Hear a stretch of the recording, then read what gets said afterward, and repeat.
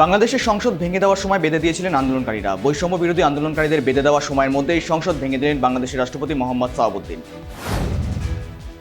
অগ্নিগর্ভ বাংলাদেশ ভারত বাংলাদেশ সীমান্তে বিশেষ নজরদারি চালানোর নির্দেশ দিয়েছে পুলিশ প্রশাসন। বিভিন্ন জেলায় ভারত বাংলাদেশ সীমান্তে জারি হয়েছে হাই অ্যালার্ট।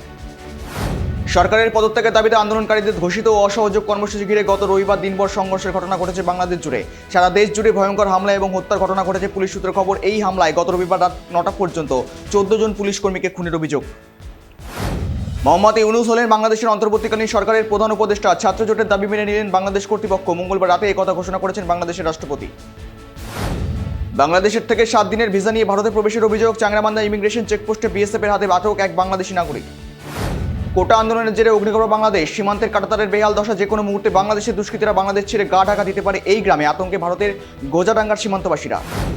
অশান্ত বাংলাদেশ, কড়া নিরাপত্তা। পেট্রোপল সীমান্তে বাংলাদেশের অশান্তির জেরে তার প্রভাব কিছুটা পড়েছে ব্যবসায়, এপার বাংলায় অর্থাৎ পেট্রোপল সীমান্তেও। দল ছেড়ে তৃণমূলে যোগদান করায় জীবিত পঞ্চায়েতের প্রধানের শ্রাদ্ধানুষ্ঠান পালন করলেন বিজেপি কর্মীরা। মঙ্গলবার শান্তিপুরের গঙ্গার ঘাটে ছবি রেখে মন্ত্র পড়ে হলো পঞ্চায়েত প্রধানের শ্রাদ্ধা অনুষ্ঠান। মঙ্গলবার শান্তিপুরের ফুলিয়ার বয়রার গঙ্গার ঘাটে পঞ্চায়েতের প্রধান শ্যামল ঘোষের আত্মার আদ্যশ্রাদ্ধ করলেন বিজেপি কর্মীরা। ফের অসুস্থ প্রাক্তন উপপ্রধানমন্ত্রী তথা বর্ষিয়ান বিজেপি নেতা লালকৃষ্ণ আডবাণী মঙ্গলবার দিল্লির এক হাসপাতালে ভর্তি করা হয় তাকে। তার শারীরিক অবস্থা আপাতত স্থিতিশীল বলে জানা গিয়েছে। ভারতের প্রথম মহিলা কুস্তিগির হিসেবে ইতিহাস বিনেশ ফোগটের সেমিফাইনালে উঠে আগেই নজির গড়েছিলেন। এবার অলিম্পিক পদকও নিশ্চিত করলেন তিনি। ভারতের প্রথম কুস্তিগির হিসেবে প্যারিসে সোনা জেতার সুযোগ রয়েছে তার। সোনা ছাড়া কিছুই ভাবছেন না বিনেশ।